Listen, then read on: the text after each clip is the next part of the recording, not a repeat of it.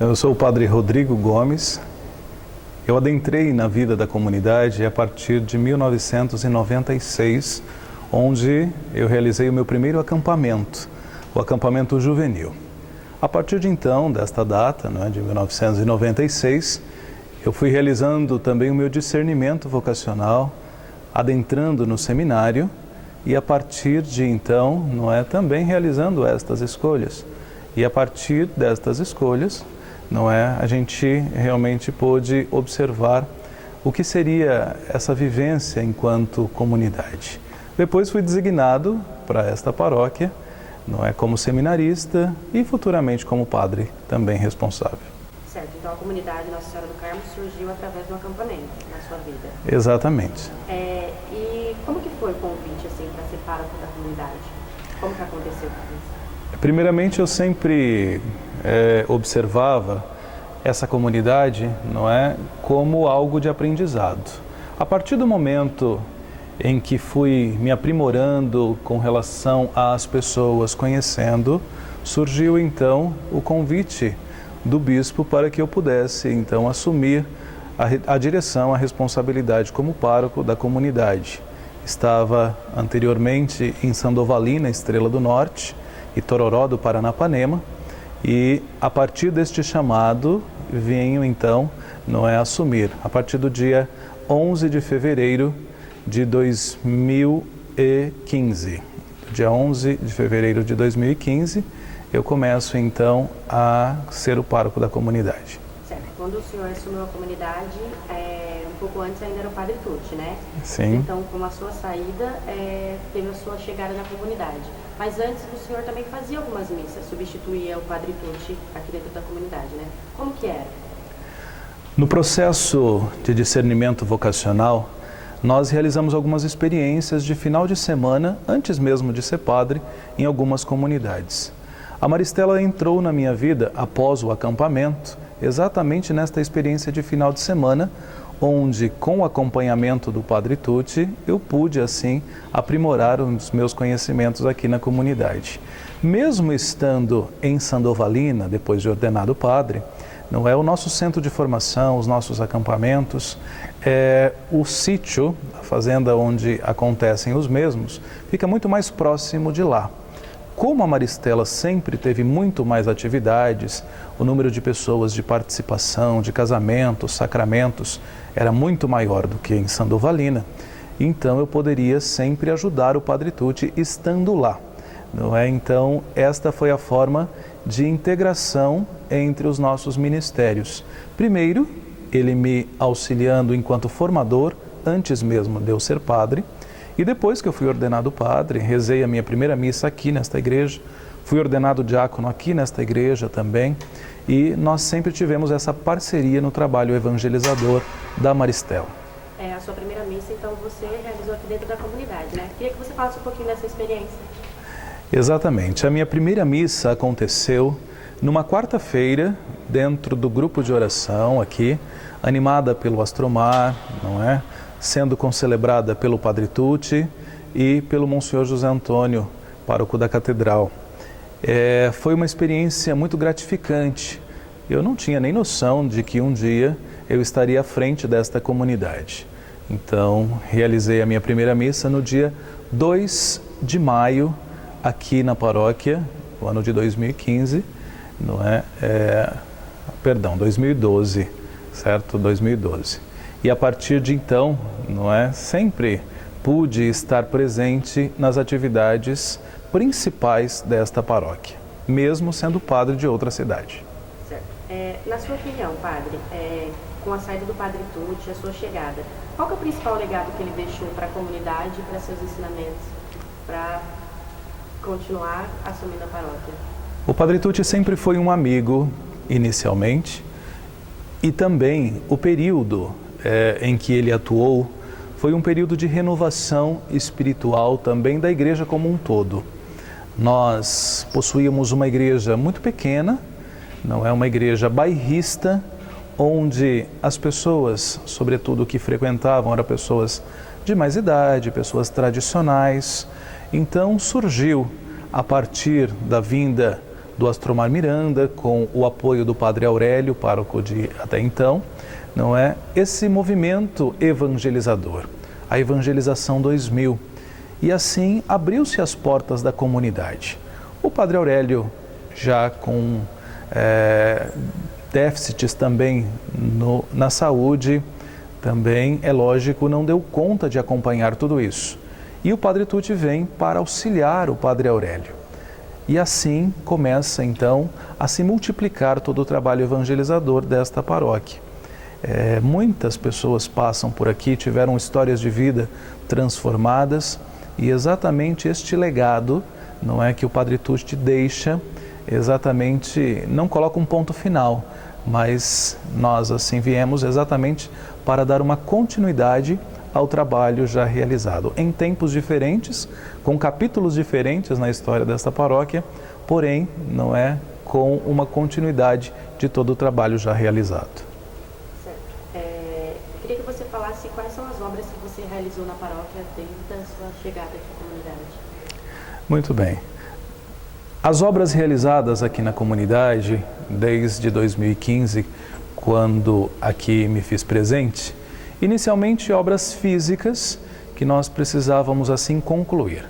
O Padre Tucci deu início à construção de uma capela no bairro União, chamada Capela Nossa Senhora Desatadora dos Nós, e esta capela estava ainda por terminar. Então, concluímos esta capela. Também a Capela São Padre Pio, aqui no Parque Furquim.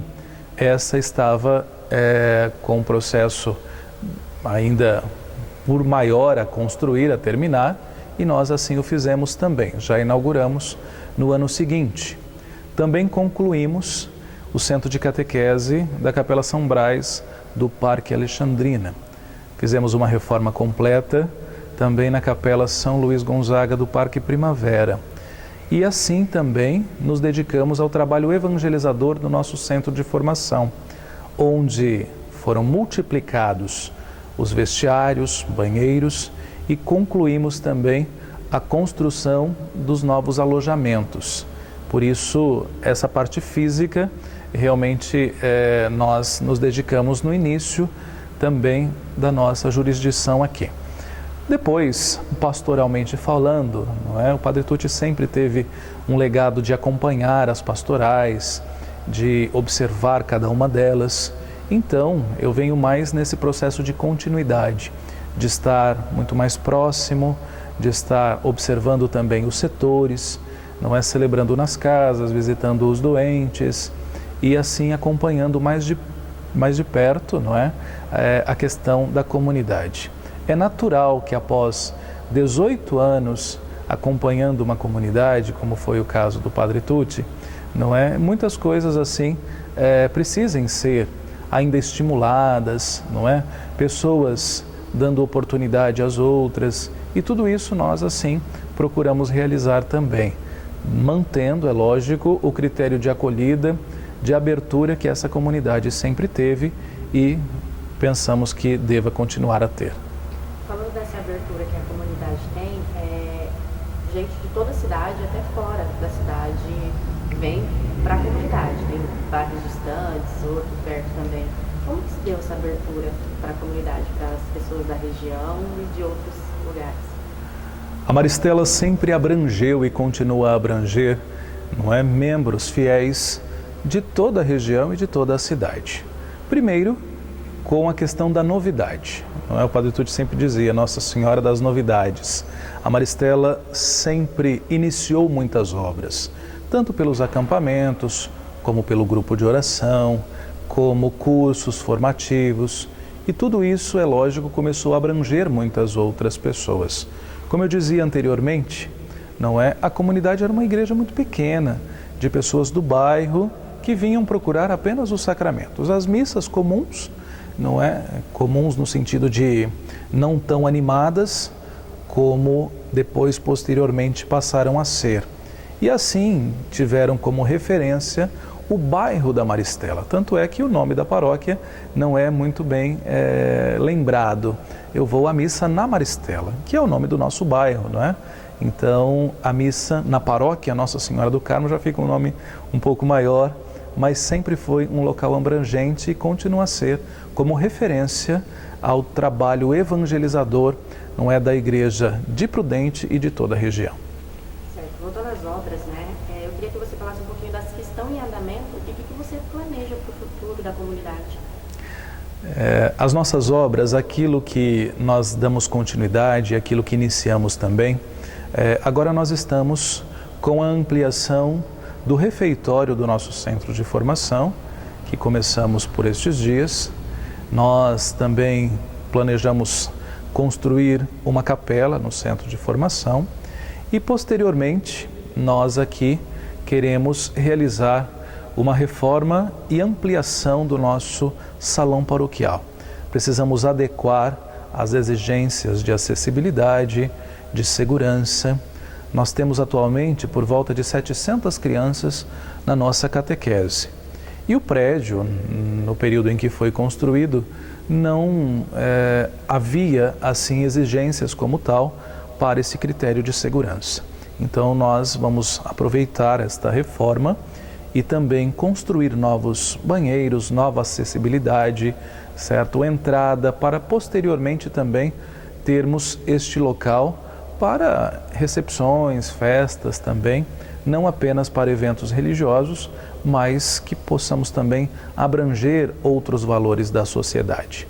Estamos também concluindo já este ano, não é, a construção da nova casa paroquial, certo? O Padre Tucci, o Padre Aurélio sempre moraram em outros locais, casas alugadas. O Padre Aurélio morou um tempo no seminário, depois pôde morar também no asilo, junto às irmãs, e depois volta à proximidade aqui da comunidade. Nós tínhamos um prédio, mas estava condenado, então fomos analisar a parte estrutural, parte de engenharia, não é, de arquitetura, e decidimos então pôr abaixo e edificar uma nova construção que estamos já por finalizar. Então a nova residência do padre, que não é, se dá agora a partir deste meio do ano de 2017, já pensamos em concluir, que fica aqui na proximidade da paróquia, na rua João Salgares, 160. A comunidade Nossa Senhora do Carmo, ela é também conhecida pelos seus acampamentos, né? Quais os objetivos dos acampamentos que tem cada dia mais alcance, não só em Prudente, né? Em toda a região também. Qual que é o maior objetivo dos acampamentos aqui? O maior objetivo dos nossos acampamentos, primeiramente, é demonstrar o amor de Deus, qualquer um deles. Nós temos abrangendo hoje, não é, o nosso critério de evangelização, não apenas a nossa cidade de Prudente. Já realizamos acampamento fora do país, não é? Acampamentos nos Estados Unidos. Nós temos acampamentos hoje que nós chamamos de acampamentos nacionais, onde nós trazemos pessoas oriundas de diversos estados para que se formem e depois sejam multiplicadores também dentro das suas paróquias, de suas comunidades. Temos bispos que nos procuram também para levar os acampamentos às suas dioceses. Então, a Maristela, não é, a nossa paróquia, sempre foi um momento de referência. O Astromar continua, não é, mesmo hoje com os seus 51 anos, sendo o nosso jovem evangelizador. E assim a gente, com certeza, não é, se alegra muito com este critério e essa referência de levar adiante aquilo que é o nosso propósito. E, na sua opinião, por que os acampamentos são os principais instrumentos de evangelização da paróquia? Os acampamentos, na minha opinião, são os principais meios de evangelização exatamente por um encontro muito rápido com Deus. A maioria das pessoas que estão adentrando nos acampamentos passam por dificuldades ou foram então assim conduzidas para os mesmos por amigos, por familiares, para que tivessem assim uma análise própria de sua vida através do exemplo dos outros, através de vários testemunhos, não apenas testemunhos bons, mas testemunhos de muitos que observaram e não deram certo em muitos aspectos da vida. o vencer de desafios, que é algo que realmente precisa acontecer a cada instante, a cada momento, e é próprio exatamente não apenas dos jovens, mas de todo o critério familiar, juvenil, adolescente, para que essas pessoas então agreguem, não é, através da fé, esta experiência também com o sagrado em sua vida. Então o acampamento continua a ser desta forma querigmática, deste amor de Deus, com análise dos nossos erros, dos nossos pecados e uma reconstrução de vida, ainda o meio mais eficaz que nós temos na comunidade. O senhor já fez o acampamento, né? O que hoje ele significa na sua vida e na vida da comunidade? Então, eu fiz o meu acampamento antes mesmo de ser padre, não é? Me ajudou como pessoa, como cristão, a aprimorar muito mais o contato comigo mesmo, o desejo de vencer os desafios, o conviver com as pessoas diferentes que sempre puderam somar na minha vida. Aquilo que falta em mim, eu tenho certeza que tem no outro e vice-versa, para que assim a gente criasse essa parceria de observar que todos podemos, de mãos dadas, em união, dar um passo muito além.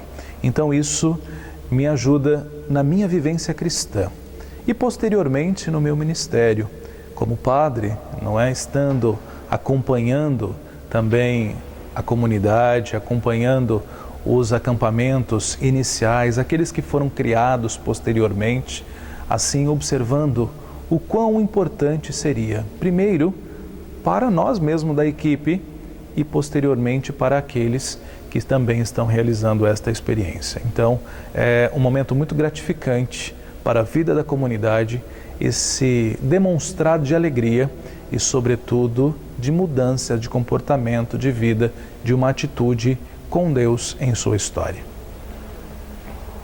Padre, a comunidade Nossa Senhora do Carmo está entre as comunidades que mais tem pastoral. Isso já é fato hoje. Como que são realizados os trabalhos das pastorais aqui na comunidade?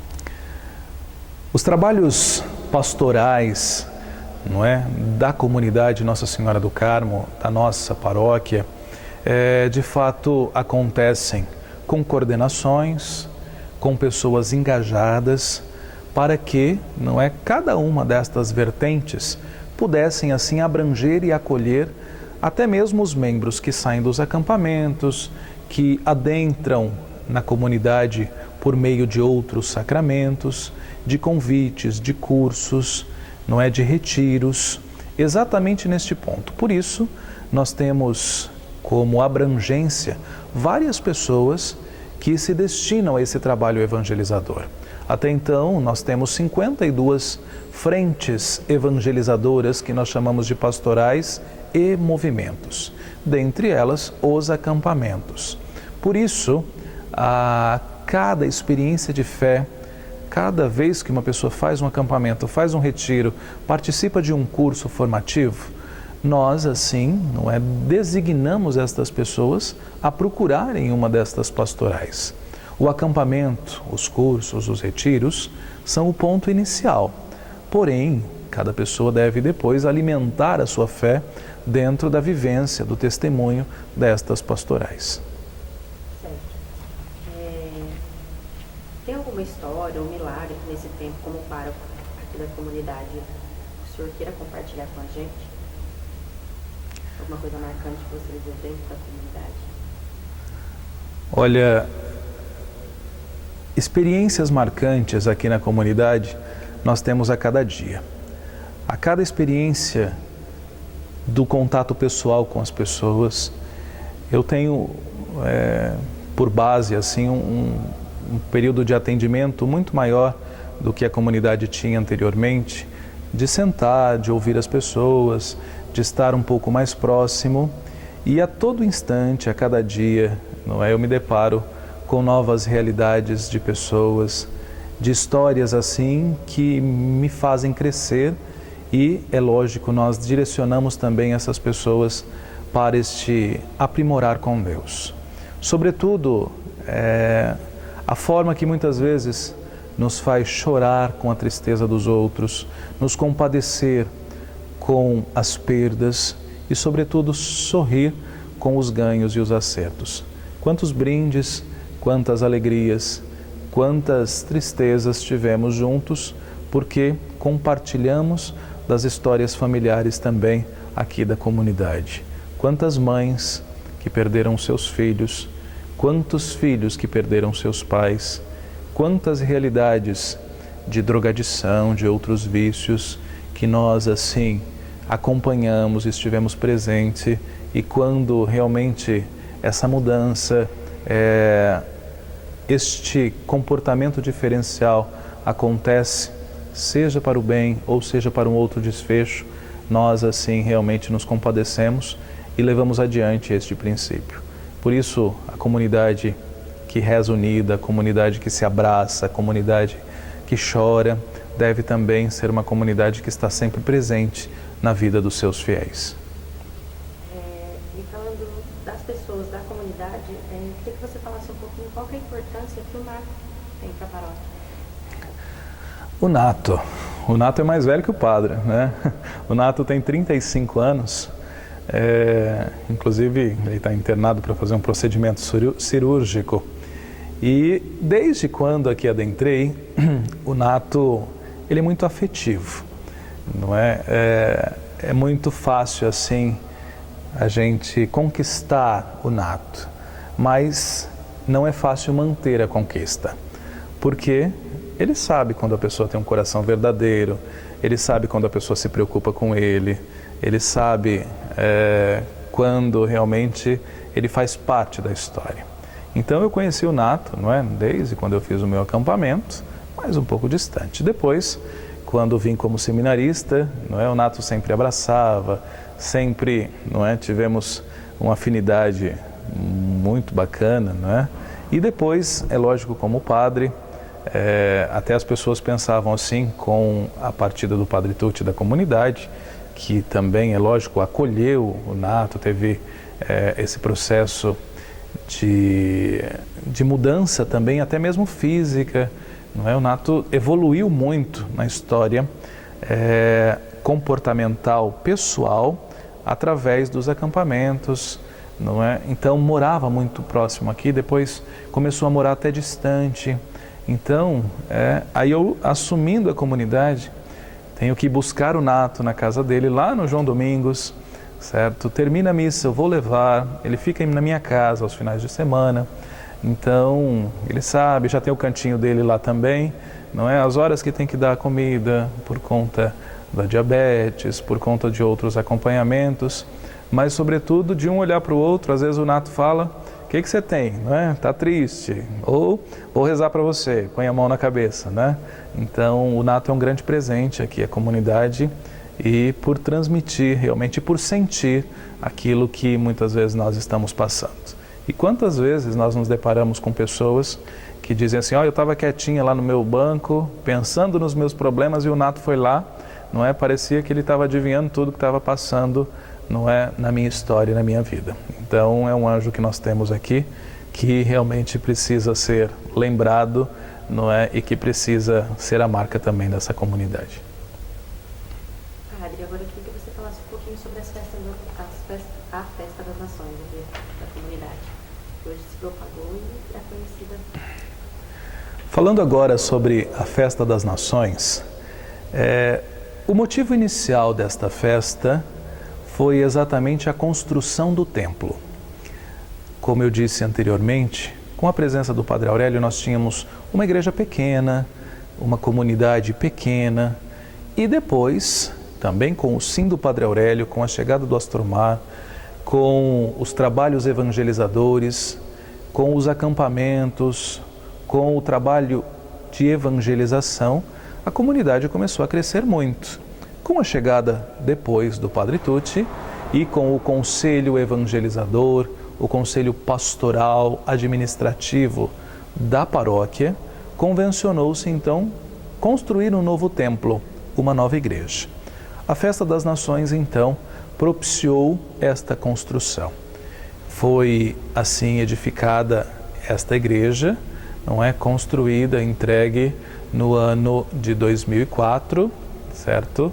E assim, a partir de então, não é? A Festa das Nações sempre ajudaram a comunidade a esse processo de edificar novas construções. Nós temos uma contribuição mensal dos fiéis participantes, que é o dízimo, e não é só que o dízimo é para a manutenção daquilo que já existe. Quando nós queremos construir, quando nós queremos reformar, não é? Esta ajuda não é suficiente. Então a festa, a partir de então, começa a ser designada para estas construções. Com o dinheiro da festa, não é? Nós conseguimos concluir as capelas, como anteriormente havia mencionado, e com a festa também nós temos outros projetos. Como eu disse, esse ano não é o começo da construção, não é, de novas partes do nosso salão e a reforma também de outras partes que necessitam, além da acessibilidade que precisa ser assim edificada, não é? Então, nós estamos já na 21ª edição da Festa das Nações, que acontecerá neste mês de julho de 2017. E como que essa comunidade, as pessoas que frequentam, ajudam na festa? Nós temos na Festa das Nações aproximadamente 2.500 voluntários, todos membros da comunidade, das pastorais, não é? Outros são convidados, mas a maior parte são da própria comunidade, pessoas que se doam, que se dividem entre as barracas, as nações da festa, não é? E a partir deste doar-se, elas realmente, pelo um princípio de evangelização, nós nos reunimos com cada barraca, rezamos juntos. O intuito não é apenas financeiro, o intuito é de união, não é? De congratular-se entre os membros da comunidade. Por isso que não é um momento também de evangelização. É lógico, nós conseguimos angariar algum valor, sim, porém esse não é o intuito principal. Quando aqui cheguei, o local onde costumeiramente acontece a festa estava em reforma e mesmo assim nós colocamos a festa em funcionamento na praça da igreja. Então foi até uma experiência muito bacana, numa proporção menor pela questão do espaço, mas não poderíamos deixar de realizar tal festa em vista, lógico, deste momento evangelizador e de congratulação da comunidade. Certo. Agora eu queria que você falasse o que significa o CPP e qual é o maior objetivo. Dentro dos trabalhos da comunidade, nós temos algumas pessoas que se propuseram ou foram escolhidas para ajudar o padre, tanto no trabalho evangelizador, pastoral, quanto no campo administrativo. Então, o padre lida com os recursos obtidos na comunidade não sozinhos. Nós temos tesoureiros, temos secretário, nós temos uma pessoa que vai acompanhar as obras, porque de fato o padre não daria conta de atender as pessoas e estar também fazendo os mesmos. Embora sempre dê uma passada para observar como andam as reformas ou as construções. E nós temos estes conselhos entre pessoas de confiança da comunidade, pessoas que são escolhidas dentre as pastorais para estarem nos ajudando nesse trabalho de pastoral e também no trabalho administrativo. Então, é de suma importância que nós assim possamos levar adiante não apenas as decisões do padre, mas as decisões de um conselho como um todo, para que assim a posteridade, que também todo o trabalho realizado possa ser em vista daqueles, não apenas dos que estão, mas daqueles que ainda estão por vir. Certo. Eu queria que você falasse agora um pouco sobre a história da pichação que ocorreu antes da demolição da igreja antiga. Quando convencionou-se construir uma nova igreja, quando estávamos com o projeto já pronto, quando mudamos a igreja para o salão paroquial, então, os nossos jovens, com a coordenação dos acampamentos, então gostariam de deixar um marco. Eu não posso dizer um pouco sobre uma dinâmica que acontece em um dos acampamentos, mas o nome sim, chama-se desabafo. A gente expressar o que estamos sentindo. E o prédio físico iria ser demolido. Então, reuniu-se naquele momento os jovens de diversos acampamentos para expressarem seus sentimentos, através, é lógico, das escritas, o que nós chamamos de pichações, e escreveram. Falou, olha, é dor, é tristeza, é alegria, é entusiasmo. Então, tudo isso foi, lógico, descrito nas paredes, que posteriormente seriam demolidas. Não foi algo muito bem quisto por algumas partes, algumas pessoas, da comunidade, porque, sobretudo as pessoas de mais idade, como nós vamos dizer isso? Como nós vamos pichar a igreja? Então, o trabalho também, é lógico, da consciência, de trazer novos jovens, também não foi fácil na vida da Maristela.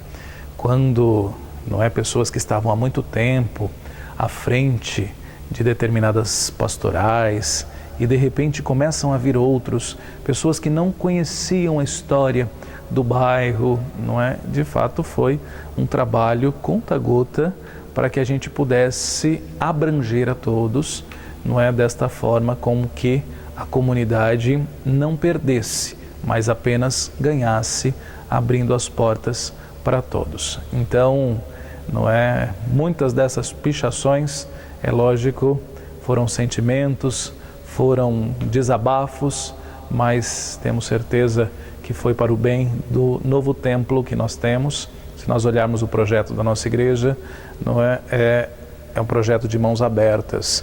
O desenho, no projeto da arquiteta, é exatamente esta acolhida, onde todos somos convidados a adentrar dentro dessa comunidade.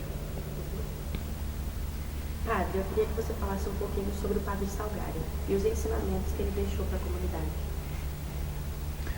Falando um pouquinho da história desta paróquia, eu sou então o quarto pároco. Nós tivemos o Padre João Salgari, o primeiro, tivemos o Padre Aurélio, o segundo, o Padre Tucci, o terceiro, e eu então o quarto. Só tive contato físico a partir do Padre Aurélio. Lembro muito bem quando vinha rezar, enquanto seminarista ainda, fazer celebrações da palavra, e o Padre Aurélio, no cantinho ali da Capela do Santíssimo, fechada, ficava ali ouvindo, e depois falava, olha, você foi bom nisso, melhor em tal ponto, Depois chamava até ele tocava teclado, me chamava, para tentar alguma coisa, mas nunca fui bom disso, Então e eu falava sempre muito bom, o latim do Padre Aurélio era fantástico, e o Padre Aurélio também me trazia muitas coisas do Padre João. E também, depois, somatórias, relatos de pessoas que puderam conviver com o Padre João Salgari. Assim, todas as paróquias daqui da cidade nasceram de uma paróquia só, da Catedral. A Maristela, então, era uma capela da Catedral. A partir do crescimento populacional da cidade de Prudente, começou-se a dividir, os setores. Criou-se a paróquia do Santuário da Vila Marcondes, Nossa Senhora Aparecida, criou-se a paróquia Nossa Senhora de Fátima e, para o lado de cá, criou-se a paróquia Nossa Senhora do Carmo, designando então, alguns padres. Veio então este italiano, o Padre João Salgari, vindo de Santos para cá. Então, sai de uma cidade portuária, não é uma cidade de praia, para adentrar aqui em Prudente. Um homem, fantástico, com a sua batina bege, como relatam os moradores mais antigos, que andava aqui pelo bairro acolhendo, era professor do nosso seminário também, tinha uma espiritualidade fantástica, aconselhador, acolhedor dentro do seu trabalho pequeno, de uma comunidade nascente, mas que precisava dar vários passos. E o Padre João foi este exemplo de iniciante, de catequese, de que realmente vale a pena nós iniciarmos para o bem um trabalho evangelizador. O padre João, não é, contraiu um câncer nas cordas vocais, não é? Então ele começa a também ter os seus problemas de saúde e vem então a falecer por conta dos mesmos.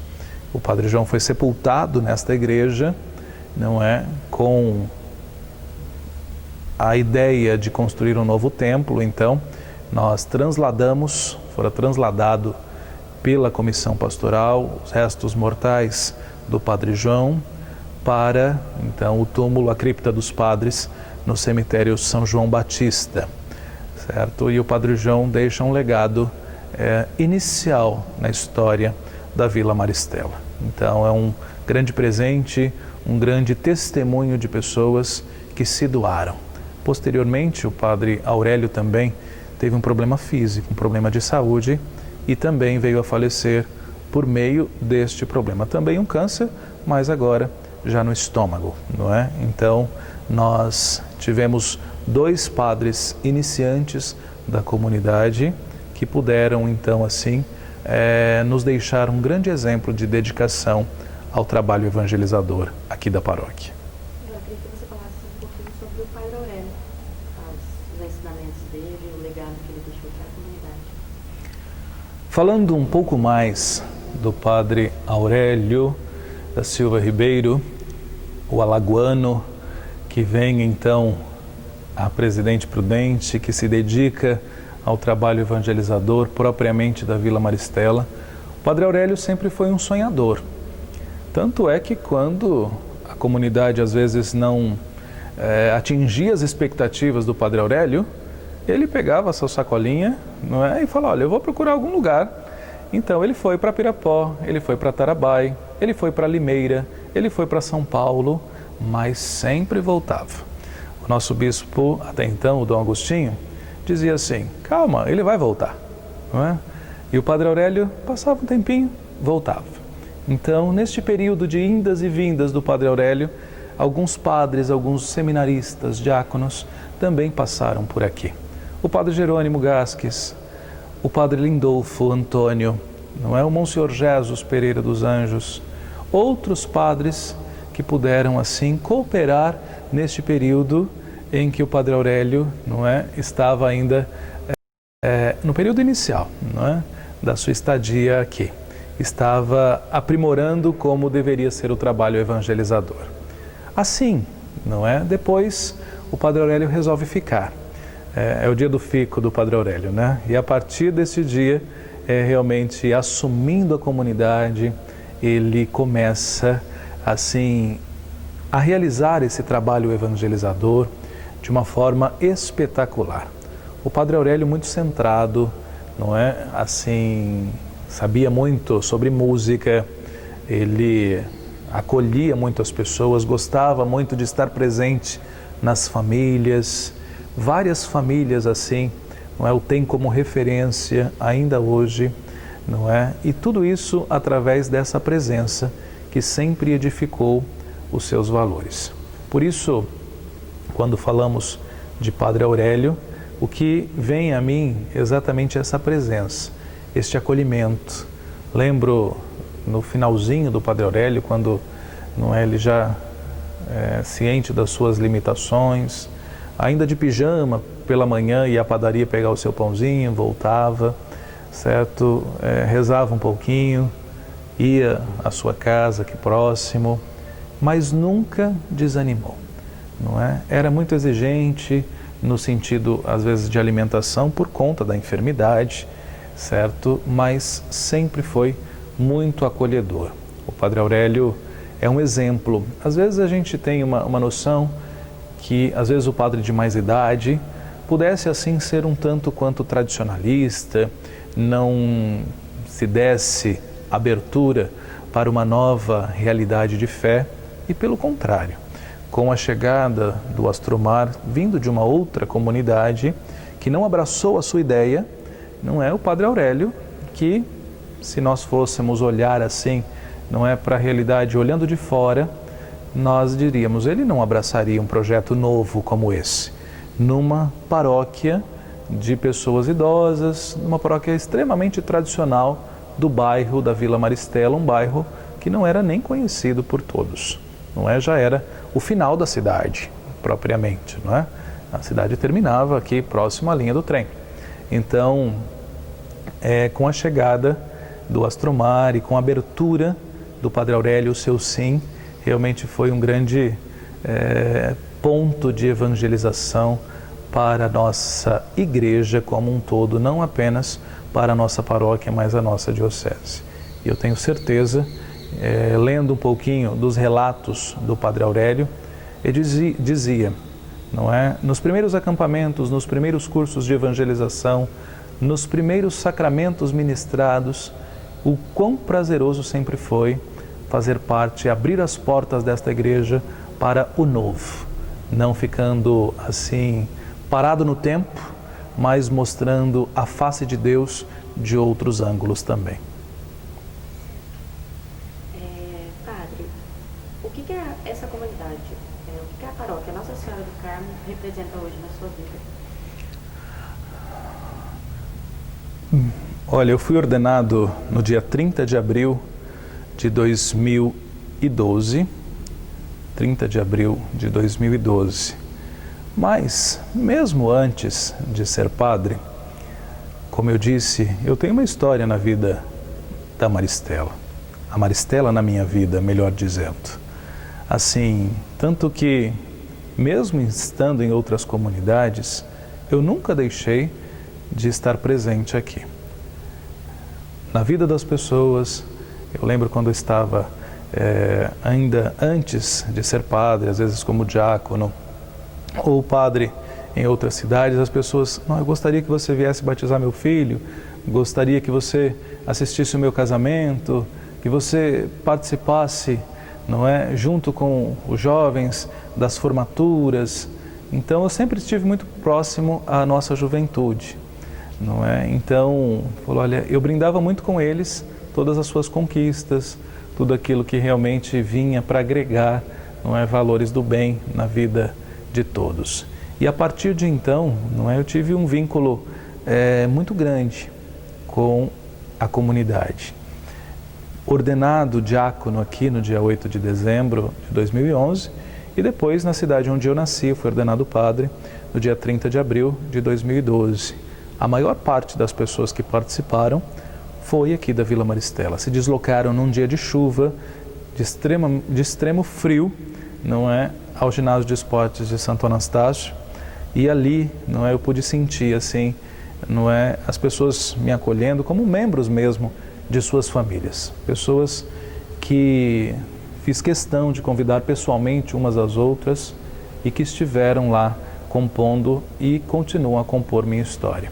Então é um grande presente não ser o padre da Maristela, é um grande presente fazer parte da Maristela e deixar com que a Maristela faça parte da nossa história.